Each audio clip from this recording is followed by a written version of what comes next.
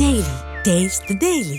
தூத்துக்குடியில் தூய்மை பணியாளர்களுக்கு அறிவிக்கப்பட்ட ஊதிய உயர்வை உடனடியாக வழங்க வலியுறுத்தி 300க்கும் மேற்பட்ட தூய்மை பணியாளர்கள் மாநகராட்சி அலுவலகத்தை முற்றுகையிட்டு போராட்டத்தில் ஈடுபட்டு வருகின்றனர். அவர்கள் அளித்த பேட்டியை இப்போது கேட்கலாம். இங்க கட்ட அங்க வரட்டுறது, அங்க கட்ட அங்க வரட்டுறது. நாங்க அடிமையாவே வருஷம் பூரா வாழ முடியுமா? நீங்களே சொல்லுங்க. நாங்க 400 ரூபாய் சம்பளத்தை வச்சு நாங்க சாப்பிட முடியுமா? பிள்ளைகளை படிக்க வைக்க முடியுமா? சொல்லுங்க. எங்களால ஒண்ணுமே செய்ய முடியலங்க. கடைசி ஸ்ட்ரைக்ல நின்றுருக்கோம். இந்த இது எங்களை முறையா கூப்பிட்டு பேச்சுவார்த்தை நடத்தலைன்னா இந்த ஸ்ட்ரைக் தொடரும். நாங்க அடுத்தடுத்து ஸ்ட்ரைக் பண்ணிக்கிட்டே இருப்போம். வேலைக்கு போக மாட்டோம், குப்பெல்லாம் போக மாட்டோம். எல்லாரும் இப்படியே தான் இருப்போம். கூடுதல் விவரங்களை செய்தியாளர் முத்துராம் வழங்க நாம் கேட்கலாம். முத்துராமன், தற்போதைய நிலை என்னங்க? வணக்கம்.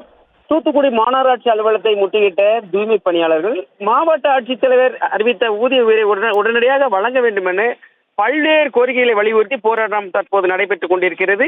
தூய்மை பணியாளர்கள் போராட்டம் காரணமாக பணி முற்றிலும் பாதிப்பு ஏற்பட்டுள்ளது. தூத்துக்குடி மாநகராட்சியில் ஒப்பந்த அடிப்படையில் 500க்கும் மேற்பட்ட தூய்மை பணியாளர்கள் மற்றும் தூய்மை வாகன ஓட்டுநர்கள் பணிபுரிந்து வருகின்றனர். இவர்களுக்கு தனியார் ஒப்பந்த நிறுவனமான அவர்லாந்து நிறுவனம் முறையாக மாவட்ட ஆட்சித்தலைவர் கடந்த 2024ஆம் ஆண்டு அறிவித்த ஊதிய உயர்வை வழங்காமல் காலம் தாழ்த்தி வருகிறது. மேலும் தூய்மை பணியாளர்களுக்கான ESF, PF உள்ளிட்ட சேவைகளை வழங்காமல் முறைகேட்டில் ஈடுபட்டு வருகிறது. இதைத் தொடர்ந்து பல்வேறு கட்ட போராட்டங்கள் தூய்மை பணியாளர்கள் ஈடுபட்டு வந்தனர்.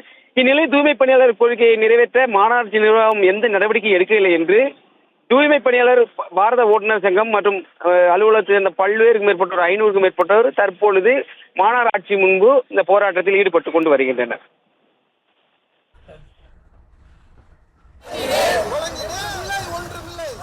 விரிவான விவரங்களுக்கு நன்றி முத்துராமன்.